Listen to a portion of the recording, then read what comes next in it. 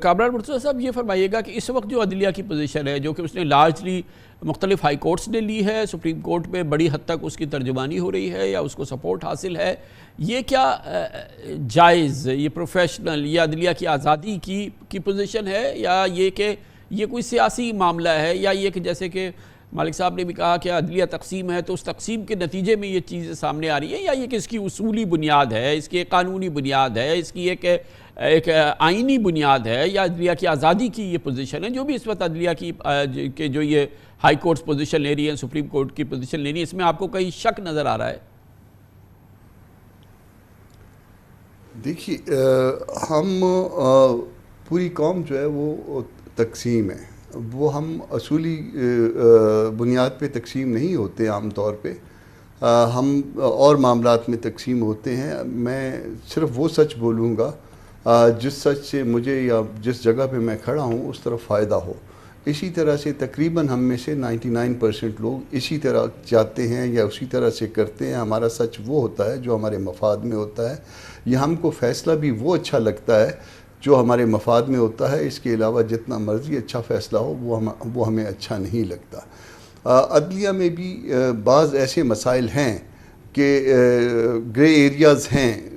آپ کہتے ہیں کہ تقسیم ہے، یقیناً تقسیم ہے، نہ صرف سپریم کورٹ میں تقسیم ہے بلکہ ہائی کورٹس میں بھی تقسیم ہے، اور پسند ناپسند کی بنیاد پہ تقسیم ہے، اور اس کا نتیجہ جو ہے وہ کوئی اچھا نہیں ہو رہا۔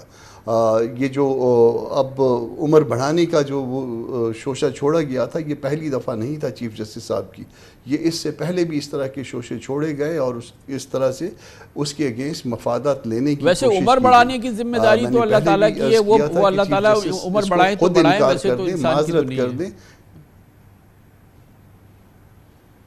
میں نہیں سن پایا آپ کو۔ میں نے کہا عمر بڑھانے کی تو کا اختیار اور تمام ذمہ داری اللہ تعالیٰ کے پاس ہے، وہ عمر بڑھائیں تو بڑھائیں، باقی تو یہاں تو نہیں عمر بڑھ سکے گی۔ تو وہ چیف جسٹس صاحب کو خود انکار کر دینا چاہیے تھا۔ یہ حرکت پہلے بھی کئی دفعہ ہوتی ہے، جب چیف جسٹس صاحبان جو ہے وہ ریٹائرمنٹ کے قریب آتے ہیں، تو اس سے پہلے بھی ایون پی ٹی آئی کے دور میں ہوا تھا، اس دور میں ہوا، یہ ہم ہر وقت ہم کرتے رہتے ہیں۔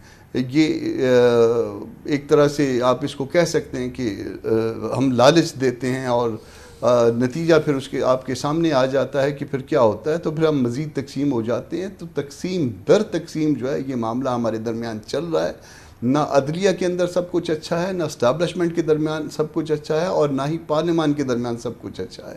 یہ قوم پوری طرح سے تقسیم ہوئی ہے۔ اس کو ہم کو کہیں نہ کہیں پہ رک جانا چاہیے، اور اگر ہم نہ رکے تو اس سے بڑی تباہی جو ہے نا وہ ہماری منتظر ہے۔ مگر اس کے لیے میری دعا ہے کہ میری بات غلط ہو، مگر لگ اسی طرح سے رہا ہے کہ ہم مزید تباہی کی طرف جائیں۔ شامی صاحب، پاکستانی چاہے ملک کے اندر اور ملک کے باہر ہیں، ان کو ایک خیال یہ تھا کہ الیکشن ہو جائے گا، اس کے بعد جس طرح کا بھی الیکشن ہوا، جس طرح کا بھی نتیجہ آیا، خیال یہ تھا کہ شاید کسی حد تک کوئی قرار آ جائے، مگر اس وقت کی صورتحال ہم یہ دیکھ رہے ہیں کہ ملک میں مزید ایک نہ صرف یہ کہ پرانے بحران کا تسلسل ہے، اس میں نئے ڈائمنشن سامنے آ گئے ہیں، اور عدلیہ اور اسٹیبلشمنٹ کے درمیان جو یہ ابھی معاملہ نظر آ رہا ہے، یہ اس کی پہلے ہم نے جھلک اس انداز سے اتنی سخت نہیں دیکھی تھی، اور پھر دوسری جانب بہرحال پی ٹی آئی فیکٹر اپنی جگہ موجود ہے، جو پی ٹی آئی کے ساتھ ہو رہا ہے جس کا آپ بارہ ذکر بھی کر چکے ہیں، وہ بھی اپنی جگہ موجود ہے۔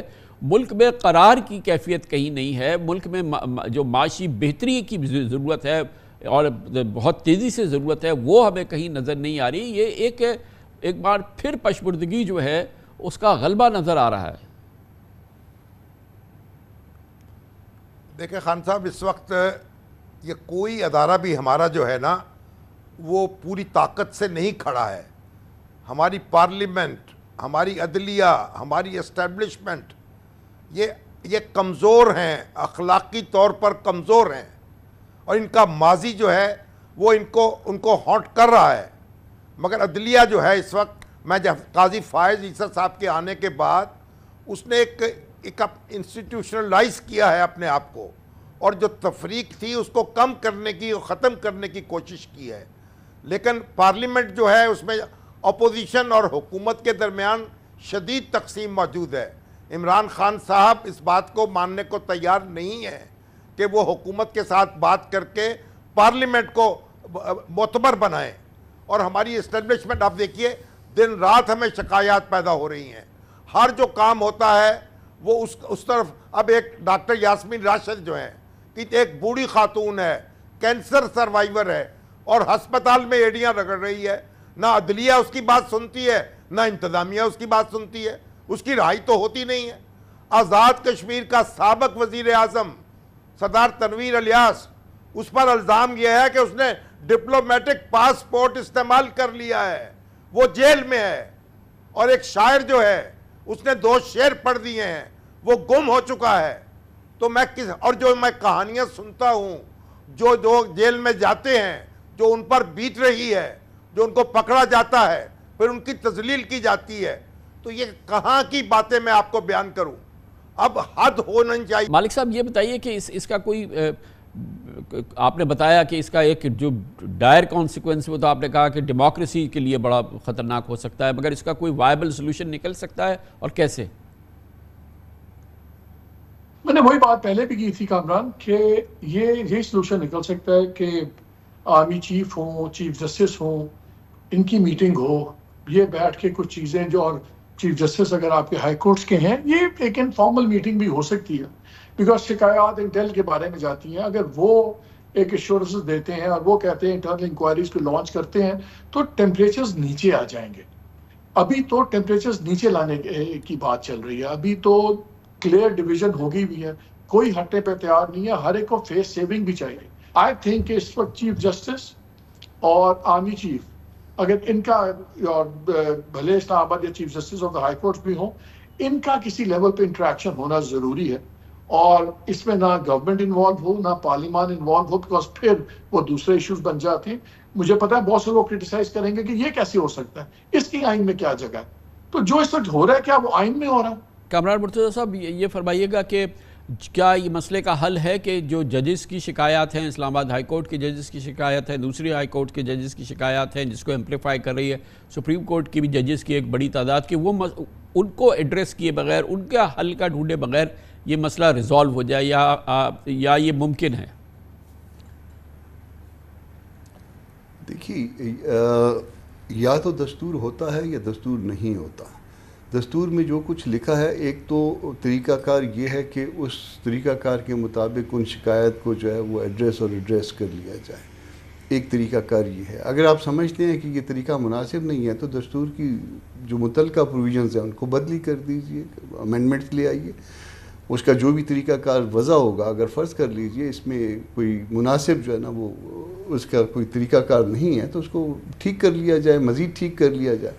اور اس ٹھیک کیے جانے کے نتیجے کے بعد جو ہے اس کو وہاں پہ جو ہے نا اس کو دیکھ لیا جائے کہ واقعی ان ججز کو جو ہے کسی اور طریقے کے مطابق, مگر پہلے دستور کو ٹھیک کرنے کے بعد آپ اس کا کوئی رستہ نکلتا ہے یا نہیں.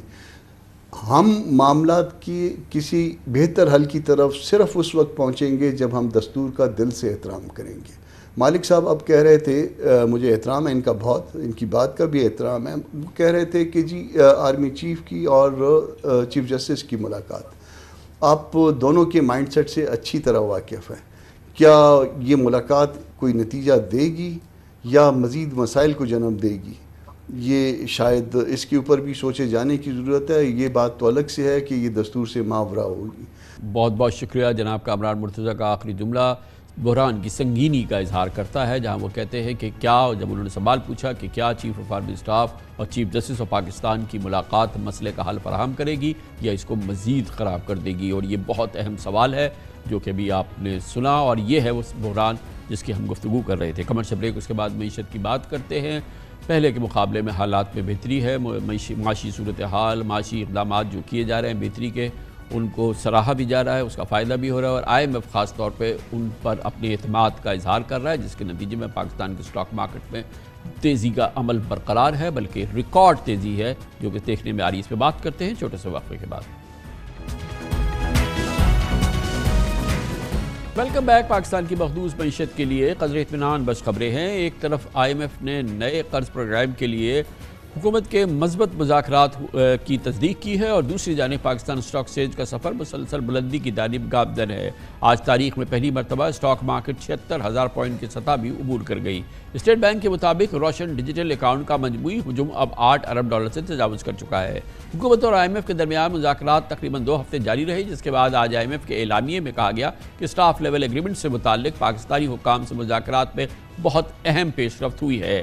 IMF مشن کے چیف نے کہا کہ آنے والے دنوں میں متعدد ورچوئل مذاکرات جاری رہیں گے، جس میں پاکستان کے لیے نئے پروگرام کو حتمی شکل کے لیے بات چیت ہوگی۔ دوسری جانب آج اسٹاک مارکیٹ کی تاریخ میں پہلی بار 76,000 پوائنٹ کی سطح عبور ہو گئی، تاہم دن کے اختتام پر مارکیٹ 868 پوائنٹ کے اضافے سے 75,983 پوائنٹس پر بند ہوئی۔ صرف اس ماہ کے دوران ابھی تک مارکیٹ 4,874 پوائنٹ بڑھ چکی ہے، جبکہ پچھلے ماہ اپریل میں بھی اسٹاک مارکیٹ میں 4,000 پوائنٹس کا اضافہ ہوا تھا۔ اس مالی سال کے آغاز سے اب تک مارکیٹ میں 34,525 پوائنٹس کا اضافہ ہو چکا ہے۔